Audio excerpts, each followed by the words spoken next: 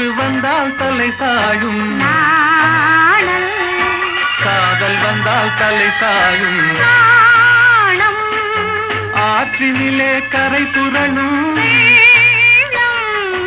ஆசையிலே கரை புரளும் வெள்ளம், ஆடை தொட்டு விளையாடும் தென்றல் ஆசை தொட்டு விளையாடும் கண்கள் ஒருவர் மட்டும் படிப்பதுதான் வேதம்